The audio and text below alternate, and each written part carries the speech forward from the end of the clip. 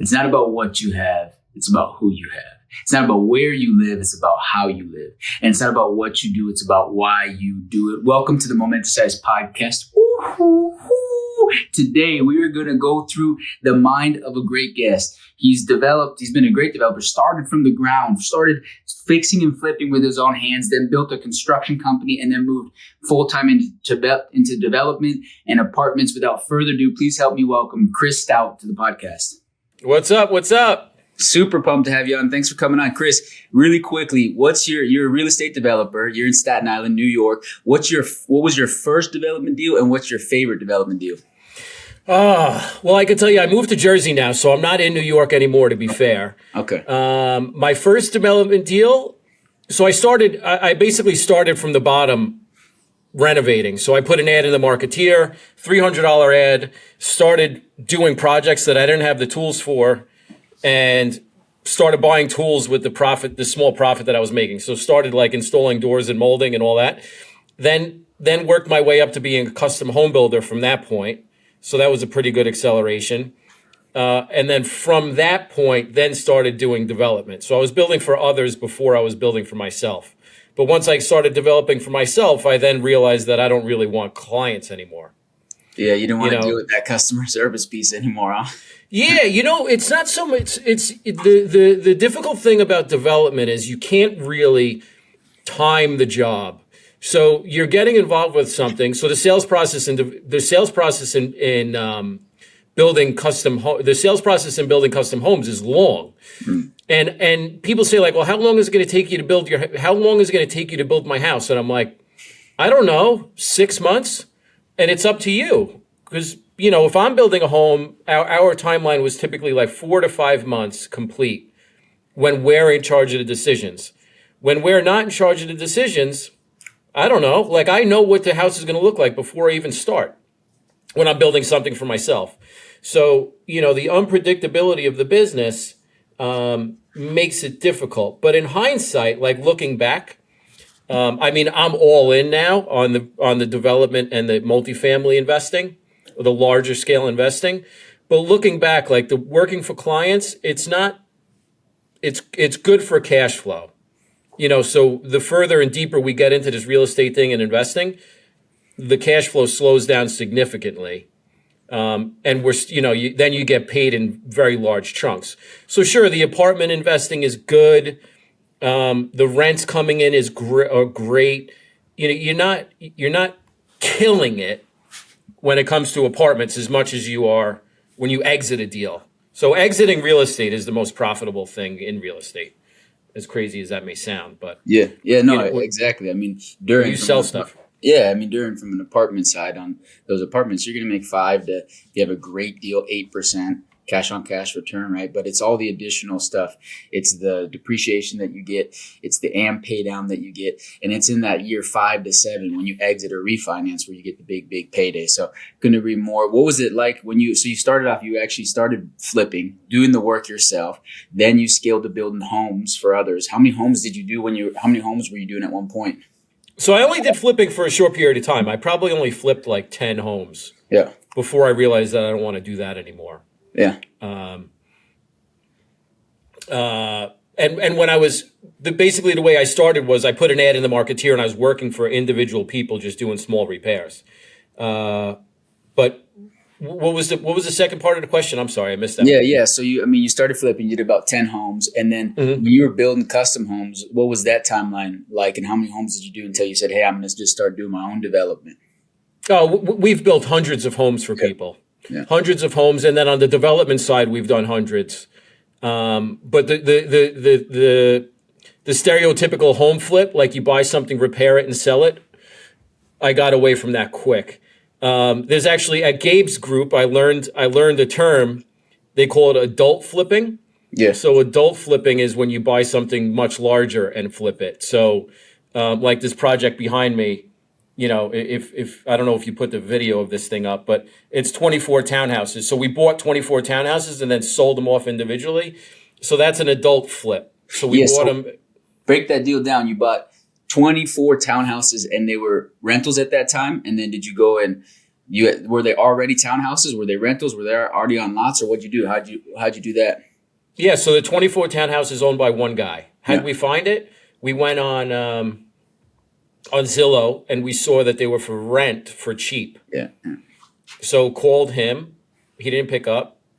Called him. Finally got him. Not interested in selling. Continued to follow up. Eventually, he was willing to sell. And then we heavy hooked him at 1.950, 1.95 for 24 townhouses. And we just this sheet, if you're looking at it behind me, isn't fully up to date. We just went on the contract for the last 10. One guy picked up 10 of them. And we're exiting the whole thing for like 4.6. So in at 195, put 500 into it, exiting at 4.6. So yeah, that's called an adult flip, baby. that's pretty good.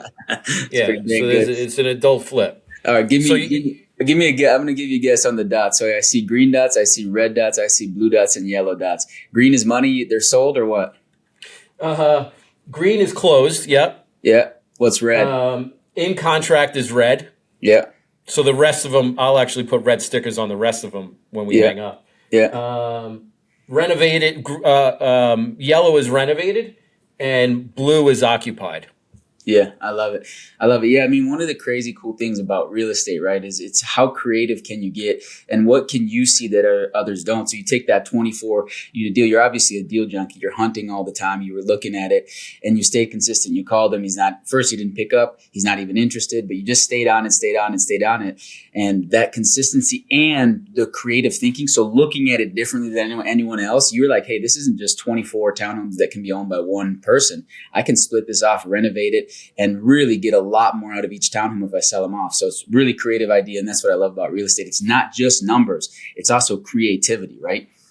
Yeah, it's basically all creativity. Numbers is far a distant second. Yeah. If you can't,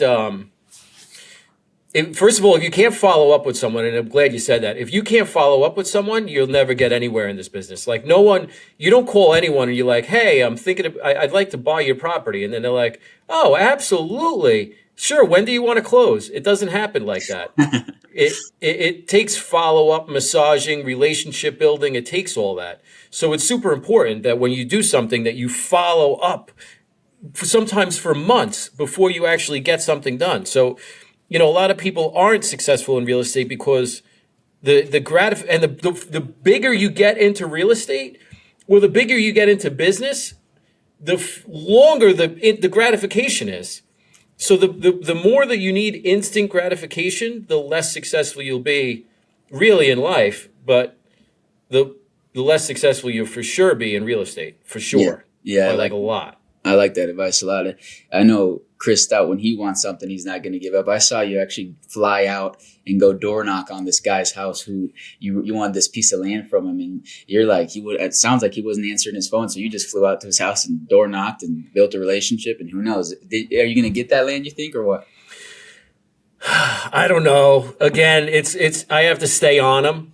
It's a really good piece of land about 2 blocks away from the Walmart headquarters. The new Walmart headquarters. So, the Walmart headquarters is in Bentonville, Arkansas, and arguably Bentonville, Arkansas can't handle the amount of traffic that's going to be necessary. Can't handle the amount of traffic that's headed its way. So, living close to this campus is going to be very valuable. If you work there, you're going to want to live close to it. You're going to want to live within walking distance of it. So, it's definitely one of those deals that we're willing to go in and overpay for today. Like looking at it from like a cap rate perspective. Really any perspective, we're not paying attention to. We're speculatively buying, which, in the real estate world isn't the smartest thing in the world to do. You don't want to go out there and speculate and buy stuff. But if you're able to pick up a large amount of land, which the property it's sitting on is a couple of acres, if you're able to pick up a large amount of land in a really expanding area with some specific type of money, in our case, it would be 1031 money. Just by investing in this thing with 1031 money, we're saving the tax burden. So is it super necessary for us to buy something that cash flows, 7, 8, 9%? Or is it better to pick up land in a spot that's growing very rapidly? To me, if we could pick up land, because people buy land with no cash flow in an emerging area. So if we could pick up land in an area and the land pays us while we wait, at least enough to cover our nut, it makes a lot more sense. So that guy he did not answer handwritten letters. They did not answer phone calls. I actually looked up his wife's mother's obituary and hit everyone on that list. Couldn't get anyone to pick up the phone. So showed up at his house. Yeah, it takes what it takes, right? Yeah, I love seeing that video. Chris, when you're looking at a deal, what I know each deal is a little bit different, but what are some of the due diligence criteria? Let's say you see a piece of land. Talk to me about what you're doing from a due diligence side on the numbers and other things. So the diligence for us, to be completely honest, the diligence time for us is more so trying to figure out and making sure that we're able to do whatever plan that we have. Because there's always a plan with us. There's always something that we're looking at that we think we could accomplish. So the due diligence time for us is to ensure that we could execute that plan. By the time we get into due diligence, unless something goes completely awry, we are sure that we're going to buy that property. So due diligence for us is mainly making sure that we could execute the plan that we want to execute. And what are we looking for outside of that? I mean, a lot of times when we're buying properties, we're buying it because we know where the rents can go, not where they are today. So if we find a couple extra vacant apartments, or we find that Mary in 2B is paying $700 instead of $950, that's not really that important. Like, we're not going to kill a deal for that. The only reason we would kill a deal after due diligence is usually some kind of thing that pops up that's outside of everyone's control and would really kill us. Like, environmental report is bad. Not interested in getting involved with bad environmentals. Some crazy structural issue, because before we go into contract, I'm going out to the property to look at it.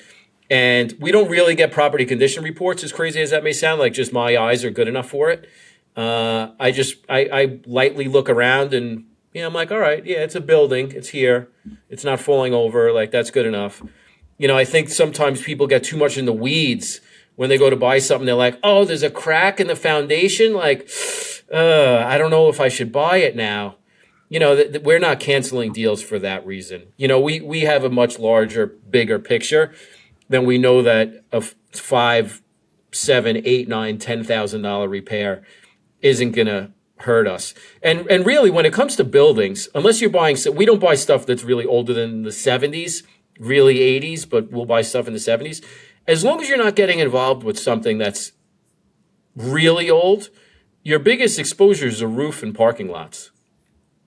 So if your parking lots are messed up, you're going to have that bill. And if your roofs are old, you're going to have that bill.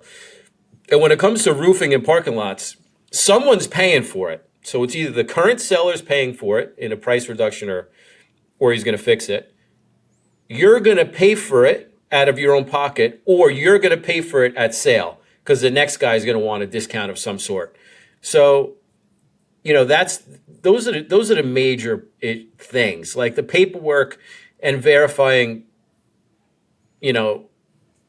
expenses and contracts and all that stuff. Like, not that big of a deal. Oh, something actually. So 2024. So we're recording this October 25th, 2024. Yeah. The most important thing you could do with due diligence today is the moment that you think you're going to get a deal in the contract, get an insurance quote. Yeah. Oh yeah, 100%. Because those are changing left and will right. Crush you. Yeah. That will kill a deal. Yeah. Yeah. Yeah, I mean, those premiums are going crazy. I mean, and especially in some of the areas that are getting hit hard, right? Like they are doubling. Here in Oregon, you see it too, just from the fires. Some people don't even want to now provide quotes where there's a bunch of fires or where there's going to be a bunch of hurricanes, floods, etc. So yeah, that will completely change, because when you look at the expense ratios, it's a pretty marginal thing. If your insurance doubles, or what you thought it was going to be and it doubles, then all of a sudden there goes a lot of the cash flow you were expecting, right? So yeah, I couldn't agree more. Having hard, actual, real insurance numbers is really important. You can't just plug in 400 per unit, right? You also can't plug in what they're paying currently. Yeah, because when it changes hands, premiums are going to go up. Yeah, and what we've seen a lot is when it changes hands, the current insurance company isn't interested in it anymore. Yeah, just like that. I don't know why. Like, it's like there's no claims. Why aren't you interested? They're like, oh, we're just not. Yeah, just like that. Chris, what's the portfolio look like today? It's about 70. We just closed on something yesterday, so like probably $75 million. Wow. Worth of stuff, and 600 and something units with some industrial now in there. Nice. And is that just you? Do you have a syndication group? What's that look like? So that's about 15 million of it is just single me. Mm-hmm. And then the rest is my investment company with investors. Nice. And the reason I say it like that is a lot of times people give their portfolio stats, and it will be they will be a very, very, very small partner on one deal and take the whole thing as theirs. The GP, the general partner, is me, StoutCap, and my team, my employees, and the rest is with our investors. So it's not, there's no numbers in there that, we put $100,000 into a deal and we're absorbing 10 million worth of assets under management. We're managing all of them. Yeah, you just built a really cool house for yourself. One of the videos you put out was just talking about the idea of value engineering. If you were to go and hire another general contractor, it'd probably be, high 300s a foot, maybe 400 a foot. But because of your experience and what you knew, you're able to get it done for 275 a foot. Tell us a little bit about some of the ways you look at value engineering. Somebody that's listening who's in the ground up game, maybe wants some of those tips. What are some of the key things you do when you're value engineering or looking at your product? One of the main thing is product sourcing. Yeah. So, and a lot of it has to do with overseas product sourcing. So where can you get your products? Where can you get your material overseas for less? And when you're building at a higher volume, it gets easier. So, and it makes more sense. So if you're building, for like example, right now, we're building 8 houses in Staten Island. I'll grab the flooring from, I didn't grab it yet, but I'll probably grab it from a Chinese manufacturer. The windows at my house, I got from Poland. Saved $100,000 on windows. The glass railings that surround my second and third floor, I got a local bid for $80,000. I got it done installed 80-something hundred. Mm-hmm. So I saved $70,000 on the glass railings. Come on. Where'd you get the glass railings from? How'd you do that? China. Alibaba. So you got them from Alibaba. You ordered them from Alibaba, and then you just had your guys install them. Yeah. No. The guy that actually did the fiberglass decks. I had my second and third floor of fiberglass decks. The guy who did the fiberglass decks was happy to install them. He got $5,000 to install them. Yeah, I love it. Worked out for him. You're ordering. That's a clever one because we don't do that. I really like that. That's super clever. You're going and you're not just saying, oh, just from China, but you're saying, hey, Poland has good pricing on good quality windows. I'm going to pull from there. Alibaba for my glass rail. And that house. It's real money. Yeah. Oh, it's real. And it's the quality of your house. I've seen it. The quality is still killer. I mean, that's a beautiful place. Lake. I think it's lake or riverfront. I mean, you killed it. So to be able it's to on the river. Yeah, to be able to do that for $275, there you go. That's the golden nuggets. You buy it from other countries. Have you ever? Yeah, listen. Some people will say like, "Oh, China, dude, it's coming from China." Anyway, whether you like it or not. Yeah. But do you want the guy that's in the middle? And listen, the guy that's in the middle is valuable sometimes. Like, I'm buying it direct to manufacturer, so is the quality good? I'm taking that risk. Is it exactly what I want? Is it going to show up on time? Like, I'm wiring thousands of dollars to another country, to someone that I don't know. Like, imagine wiring. I could wire money to New Jersey and lose it. Like, I'm wiring money to someone in China who I never met. Like, they could just turn their account off and like, good luck. Get like, who has the money? I'm going to fly to China. Yeah. Yeah. So there's a risk of eliminating the middleman, but the windows on my house, like I had to wire 30 grand to Poland. Yeah. And I just was like, all right, this should work. Should be all right. And it did. It worked. Did it come on time? On time or not? Yeah, on time enough. Yeah. Yeah. I actually ordered them. I ordered them that they came before I needed them. So that's all that was important. Yeah, there you go. I love it. I love it. Well, that's definitely a golden nugget, a really good golden nugget. I mean, that's a big portfolio, having 75 million between obviously just yourself and StoutCap. What locations? I mean, break down the locations. What areas do you like, and what locations is that portfolio in? North Carolina. Yeah. Which it's a decent spot. We're in Fayetteville, North Carolina. The apartments stay full, like 90% plus. Would I buy more in Fayetteville? I think we did really, really good on the buy. So each deal is worth a couple $1 million more than we paid for it.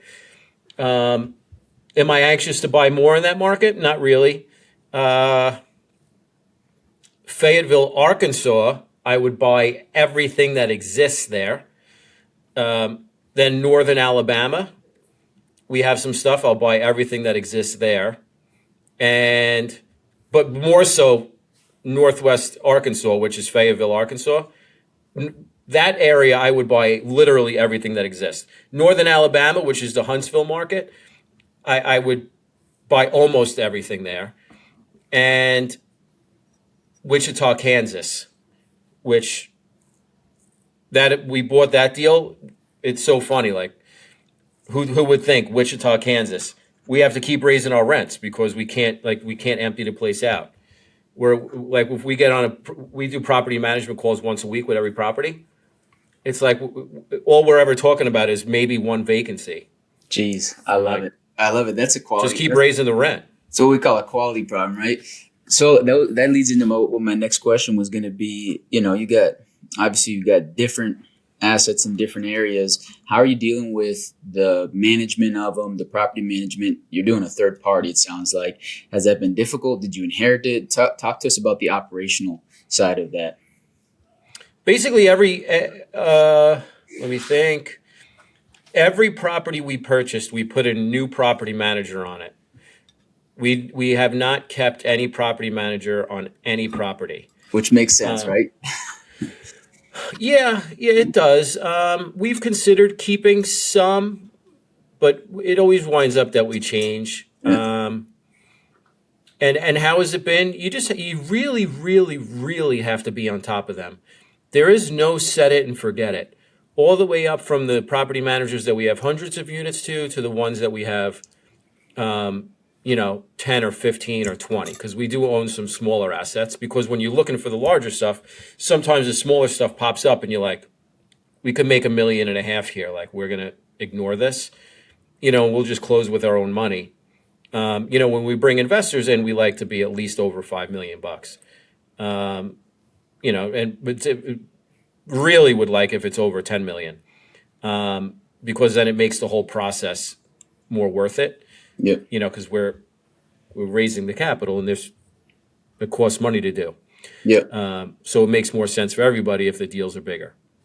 Yeah. So third party property management, what makes it significantly easier is I did it by myself locally for 10 years before I left the state. So people they're like, how do you manage stuff in another state?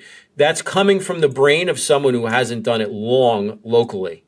If you've done something long locally, it's like if you were to repair lawnmowers and you did it for 10 years straight, and after you did it for 10 years straight, you could get on the phone with someone who's in California and they could probably even just try to start it. And you're like, I know exactly what the problem is. Yeah. I could tell by that tick right before it starts, I know what the problem is.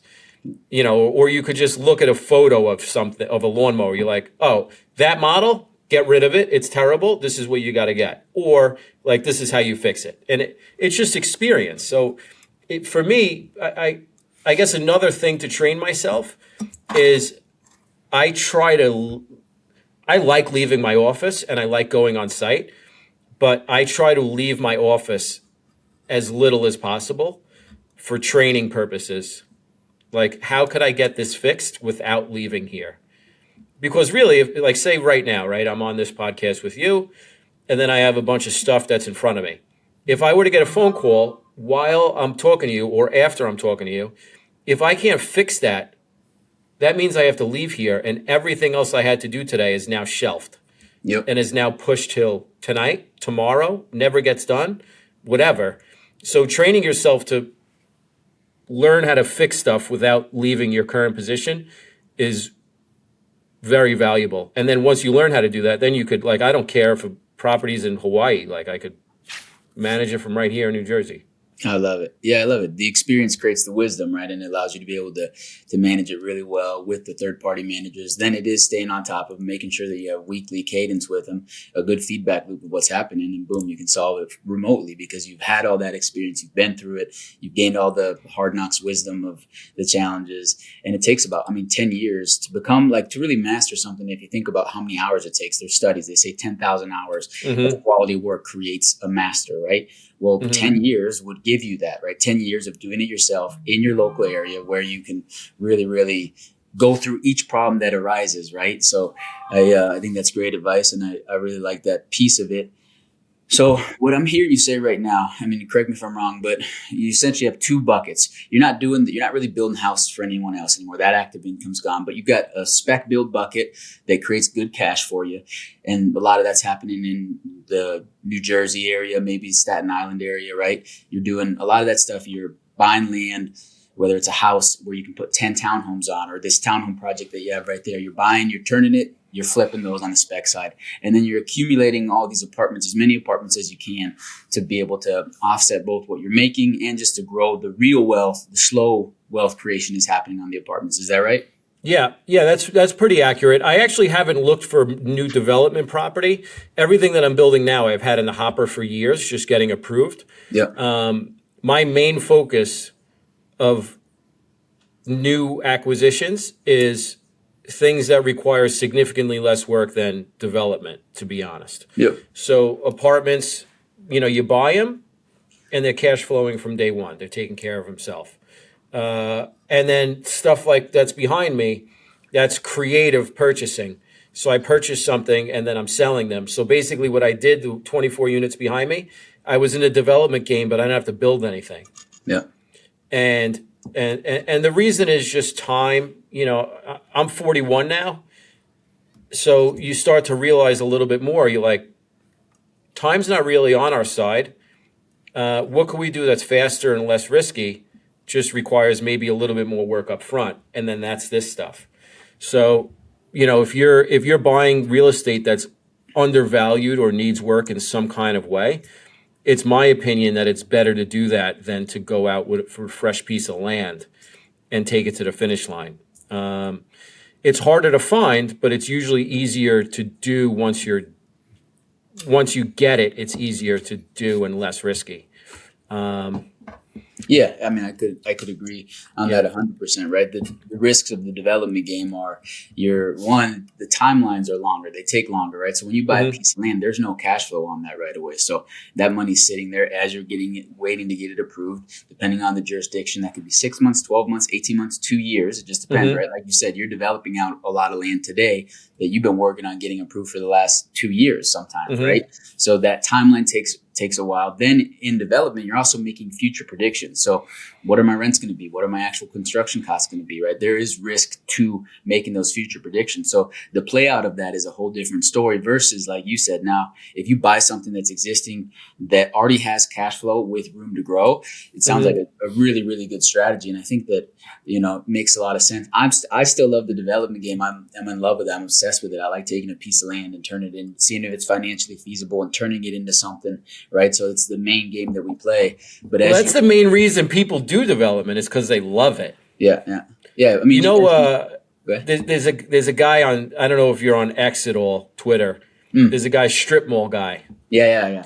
So strip mall guy, he put something on Twitter. not too long ago. He said, to all the developers out there, thank you for your service. Yeah. And it's like, yeah, it's true. I mean, because he's taking, mismanaged stuff and just fixing the management, and it's worth more. And to, your listeners, development, it's cool. It's good. It's great. We love doing it. But from like a financial standpoint, sometimes it could get tough, and it is a risky business. So, there's definitely things that are much more risky. Like, at the end of the day, listen, at the end of the day, to be real, at the end of the day, it's how much does it cost and how much can we sell it for? How much does it cost to build and how much can we sell it for? Like I when I get into a development deal, I'm not like, this is risky.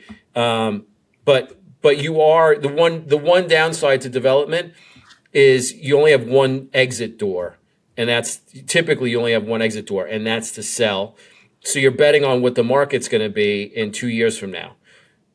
Over the last 10 years, or longer than that, we were in 2024. So over the last 15 years, any time you started something, by the time you finished, it was worth more. Yeah. I mean, which is a little scary, actually. Yeah. I mean, of course it is. Our apartments we develop, those are ground up to hold, right? So those aren't, we use single families that we build as spec houses to create cash, and then we build from the ground up to hold. We have an 84 unit, 24 units, and 4 plexes. And I mean, those models, I like that model in one way because you create a lot of forced equity, right? So if you build it for the right price, what it gets appraised for, what it's worth, makes a lot of sense. And I like if you build in a good location and you go through the challenge, you have the skill, you go through the challenge. Now, if you're in the game of holding those apartments, the lifetime of that build. So let's say you buy one in 1980s, right? I mean, that's an old building now. It's a 40-year-old building. When you build from the ground up, the nice thing is the lifetime of that building has really increased as well, the quality, et cetera. So we do the build to hold strategy on those apartments. And I think, well, then you have 2 ways of exiting. So that's good. Yeah. We got the You could hold it and sell whenever. Yeah. Or if someone rolls around after you're done, you're like, hey, I'll give you this. You're like, all right, no problem. Yeah. Exactly. So building with a plan to hold is I think is a great strategy. Yeah, good. And you're getting an apartment deal. It's not you're getting an apartment building that's not going to cause you too many problems. Yeah, Chris, what's the team look like today to be able to run what you're doing? What's your team structure? It's great. Real estate doesn't require that many people. Yeah. So I have an executive assistant who failed me on the appointment or reservation we had yesterday. Yeah. Maybe she might hear this. Then I have an investor relations person locally. Then I have a virtual assistant investor relations person. And really the investor relations person that's remote is more just financial reporting and like answering emails to paperwork requests. The investor relations person here is basically to onboard people, call investors that are interested in all that. Then I have one construction management guy, James. He's awesome. And then we have a marketing guy who is, he's remote. He's doing all like the silly promotions online and stuff. And Alex, he's on the acquisitions and helps asset management. That's really it. Nice. I love it. Yeah. It doesn't take a huge team, right? So it keeps the overhead nice and low versus like if you're trying to scale a big construction company, there's no way around it. There's massive amount of tasks you have to do. So your overhead's going to grow with that attempt to scale. So, we got 3 minutes left, but I just wanted to, for somebody that's listening and that's like, Chris, I love what Chris is doing. I'm just getting started. What would be one piece of advice you'd give to somebody who wants to get in the real estate game, wants to build a portfolio like you, but is just getting started? Stay in your own market, wherever that market is, and learn every single piece of real estate that is for sale in that market, and know everything about every single piece of real estate that's for sale in that market. And if you do that, what will happen is when a deal comes on the market that's a good deal, it will punch you right in the face. Yeah. And you'll just know by look. You won't even have to do the numbers on it. You just look at it like, that's a good deal. If you're not willing to spend the time and look at every deal that's for sale in a specific market, and it's very difficult to do it in a market that you don't live in to start, I believe. So learn about every single deal that's for sale and learn how to do the numbers on everything that's for sale.